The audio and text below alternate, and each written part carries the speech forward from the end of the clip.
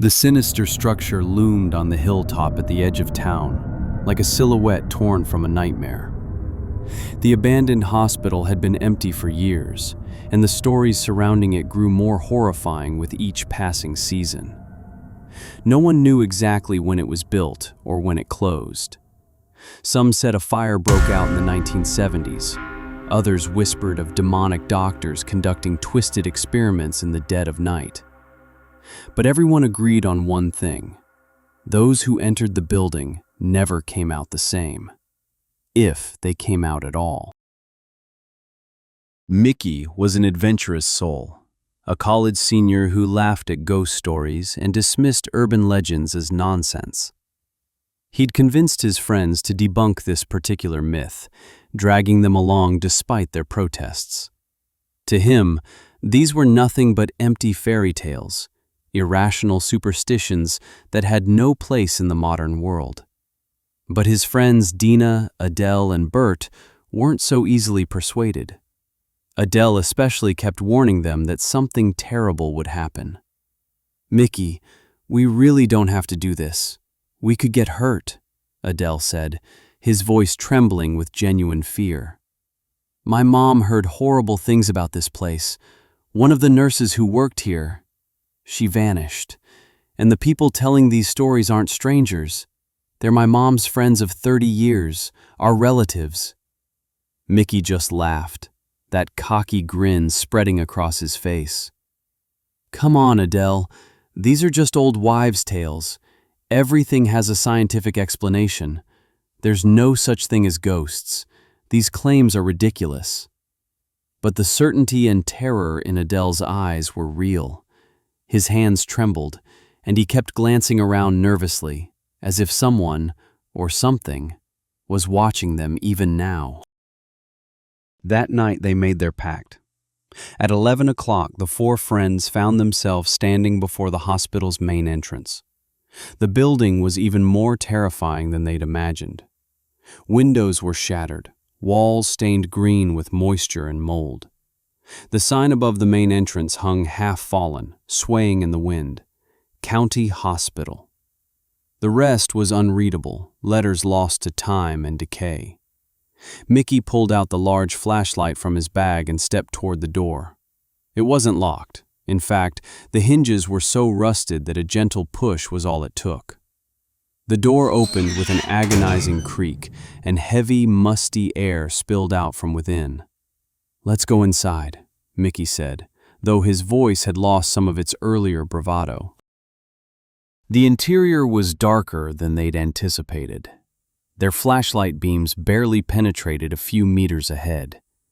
The corridors stretched long and narrow before them. Peeling paint clung to the walls alongside stains that looked disturbingly like dried blood. The floor was littered with broken glass, old medical instruments, and piles of garbage accumulated over decades of abandonment. "This place reeks," Dina said, covering her nose. She was right. The smell wasn't just mold. It was decay, disease, and something else indefinable. It was as if evil itself had a scent, something that settled deep in your gut and wouldn't let go. After passing through the first corridor, they came to a section on the right containing old patient rooms. Most doors hung open, revealing iron-framed beds inside, consumed by rust and time. Some still had stained sheets draped across them. Adele suddenly stopped. "I heard something." They all froze. Silence.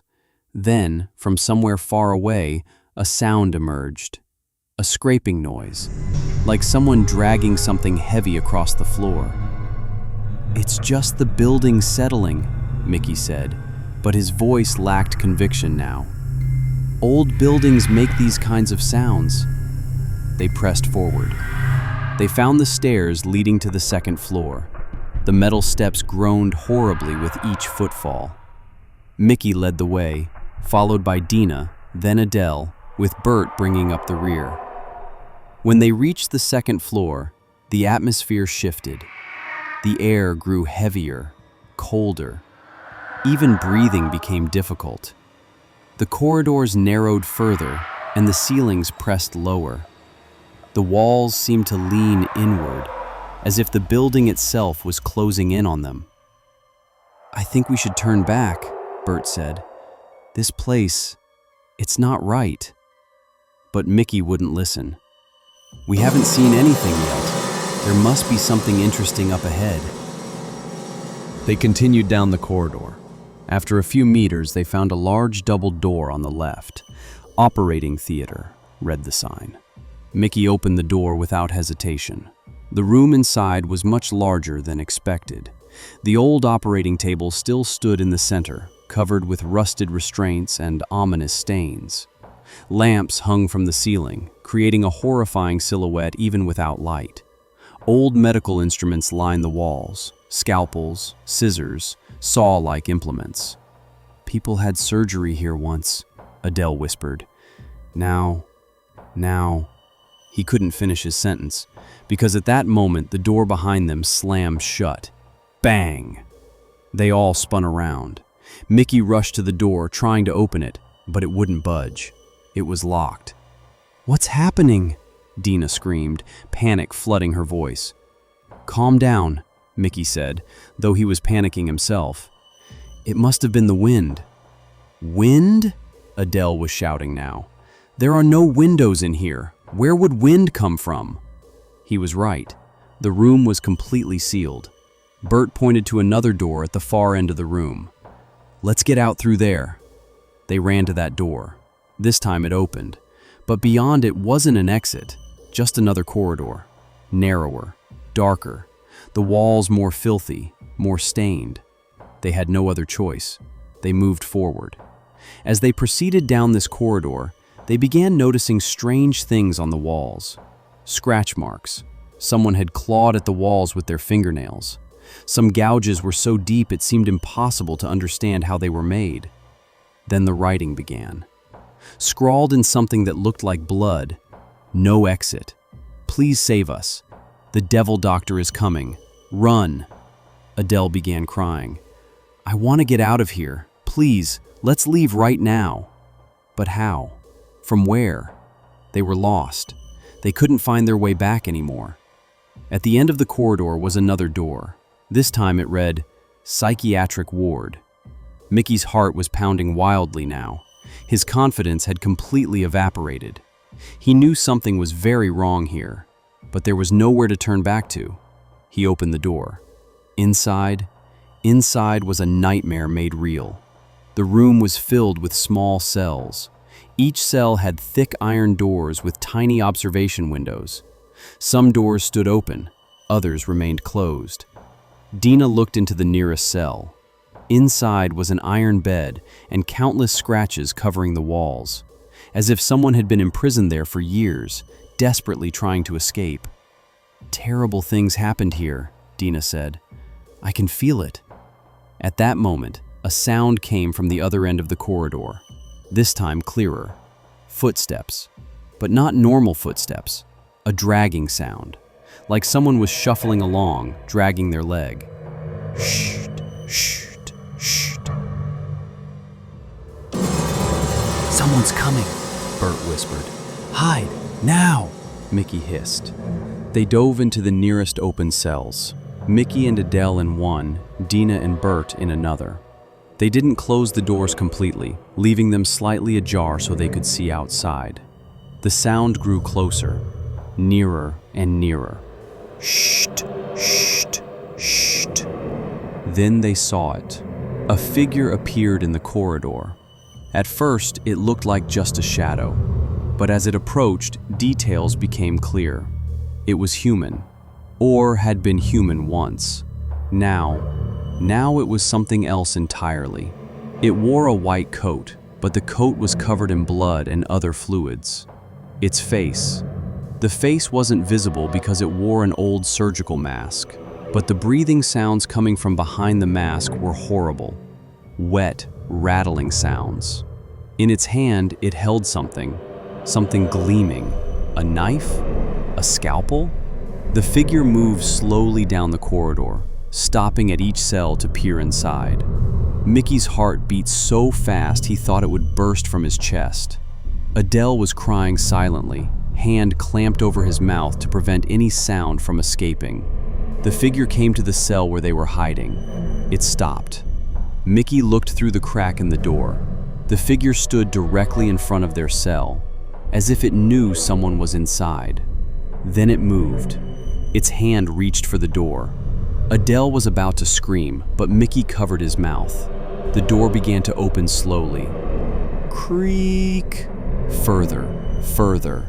And just as the door was about to open completely, another sound came from the opposite corridor. A scream. A human scream. The figure whipped around and began moving rapidly toward the scream, this time faster. The dragging sound transformed into running footsteps. Mickey and Adele waited a few seconds before emerging from the cell. Dina and Bert had also come out. "That scream," Dina said. "There were only 4 of us here, right?" They all looked at each other with terror-filled eyes.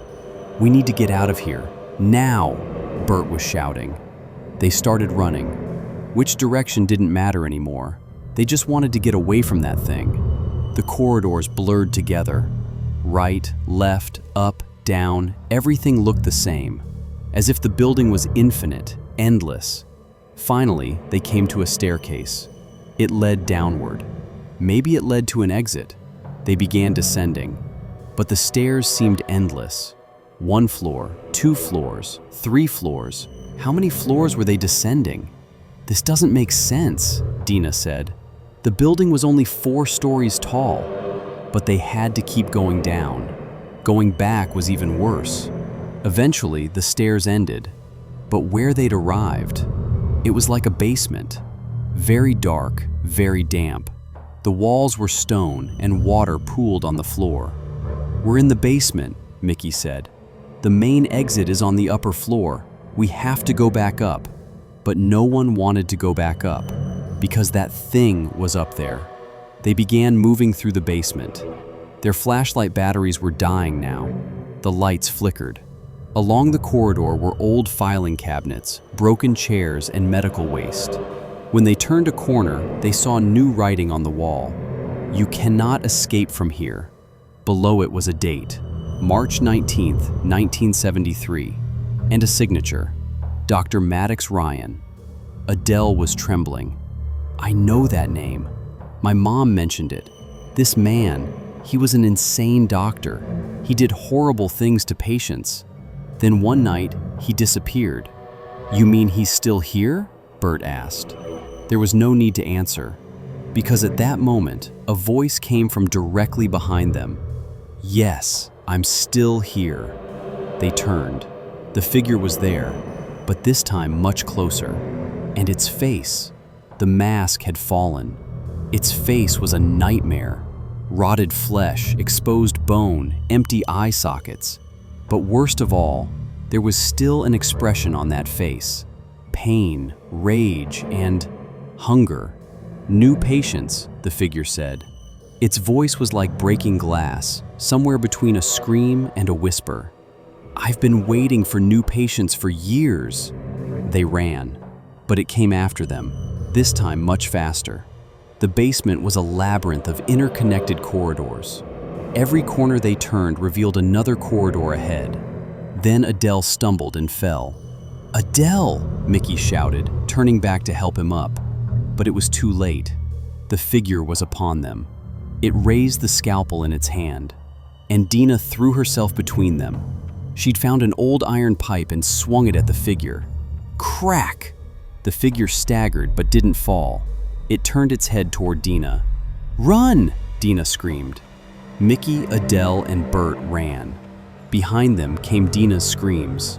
Horrible, pain-filled screams. Then, silence. They kept running through tears. The guilt of not being able to save Dina tore them apart inside, but they had to survive. They found a door. "Morgue" was written on it. "No," Adele said. "I'm not going in there." But footsteps were coming from behind them, and this time not just one set, multiple sounds. As if the thing had called for friends. They had no choice. They entered the morgue. Inside was cold and metallic. The walls were lined with old refrigerated compartments, some open, some closed. The open ones still contained old gurneys. "We can hide," Mickey said. "Maybe they'll pass by." They climbed into empty compartments. Mickey and Adele in one, Bert in another. They closed the doors from inside. The darkness was absolute. Cold iron surrounded them from all sides. Even breathing was difficult. Adele gripped Mickey's hand tightly. "We're not getting out of here, are we?" he whispered. Mickey didn't answer, because he was thinking the same thing now. Sounds came from outside. Multiple figures had entered the morgue. Shuffling footsteps, rattling sounds, whispers. "Our patients are hiding. We will find them. New patients belong to us. They cannot escape." The sounds passed before the compartments. They were opening them one by one. Clank. A compartment opened, empty. Clank. Another compartment, also empty. Clank, clank, clank. They were getting closer. Mickey held Adele's hand tighter. Maybe this was their end. Maybe... Suddenly, an explosion sounded in the distance. Boom! Followed by alarm bells. The figures stopped. They spoke to each other in incomprehensible sounds. Then they quickly exited the morgue. Mickey and Adele waited. A few minutes, 5 minutes, 10 minutes. Then they emerged from the compartment. The morgue was empty. "Bert?" Mickey called in a whisper. No answer. They checked the compartments. They came to the one where Bert had hidden. They opened it. Empty. On the gurney was only one thing. Blood. Fresh blood. And a small note. "Blood donors, please report to the operating room." Adele was about to vomit. "They took him. God, they took him." "We have to escape," Mickey said. "Now." They left the morgue. Where could that explosion have come from? Maybe it had created an exit. They ran toward the sound. The corridors seemed more familiar now. Maybe they were approaching the ground floor. Then they saw light. Real light. Moonlight. A window. There was a broken window and they could see outside. They ran to the window. Outside, the city lights were visible. Freedom. Life. But the window was on the 3rd floor. The drop below was too far. "We can't jump," Adele said. "We need to look for another way," Mickey said. But at that moment, a sound came from behind them. A single sound. Heavy breathing. They turned. The figure was there. Dr. Maddox. But others stood beside him now. Nurses. Patients. All rotted. All dead. But walking. "Your treatment is not complete," Dr. Maddox said. "You must return to the morgue."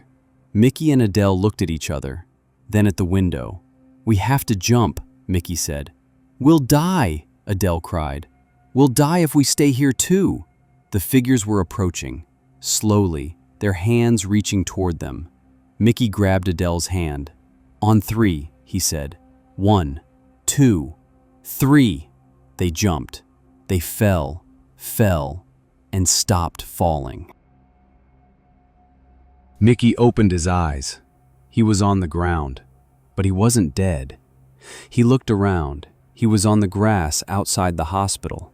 How had this happened? "Adele?" he called out. No answer. He stood up, looked around. No one was there. Not Adele, not Dina, not Bert. He was alone. He looked at the hospital. The building stood there, dark and silent. He peered through windows but couldn't see anyone inside. He pulled out his phone, tried to turn it on, but the battery was dead. He started walking toward the city. He had to get away from here. But after walking 10 meters, a sound reached his ears. A whisper. A voice carried on the wind. "Mickey." He turned. He was still in front of the hospital. No matter how far he'd walked, he was still in the same place. "No," he said, "this can't be real." He started running again. Faster this time. He ran without stopping. But no matter how much he ran, the scenery around him didn't change. Always the same hill, the same hospital, the same darkness. Then he understood. He'd never left. When they jumped from the window, they hadn't fallen. They'd just fallen to another floor, somewhere inside the building.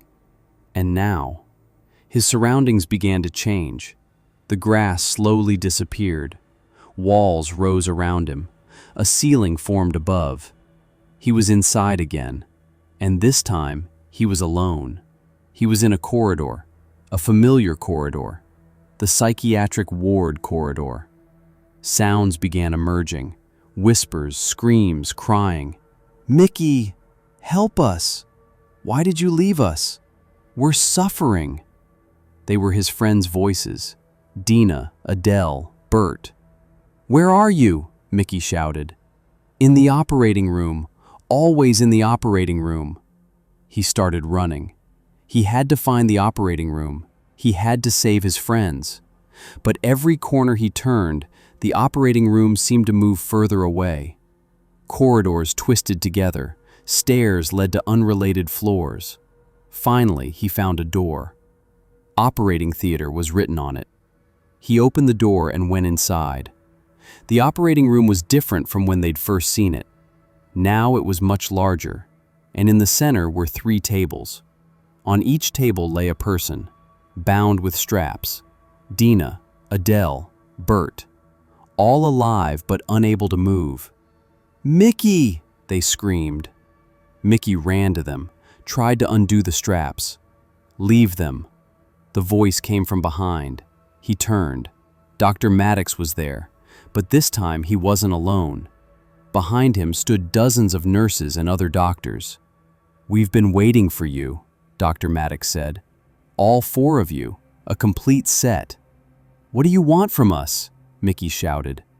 Dr. Maddox laughed. His voice was like shattering glass. "I don't want, I need. I've been here since 1974, alone. But not anymore. Now you're here too, forever." "No!" Mickey tried to back away, but other figures appeared behind him. There was no escape. "Let the operation begin," Dr. Maddox said. The nurses grabbed Mickey. Though he struggled, it was useless. They strapped him to the table, the 4th table, next to the other 3. Dr. Maddox approached with a gleaming scalpel in his hand. "Will you suffer?" he said. "Yes, but it doesn't matter, because you're my patients now, and my patients never recover." The scalpel descended. Morning came. Sunlight hit the hospital. The building stood silent and abandoned, as always. In the city, 4 college students were reported missing. The last place they were seen was near the old hospital. Searches began, but no trace was ever found. Their families wept. Their friends mourned. But time passed and they were forgotten. Only the hospital remembered them, because now they were part of that building.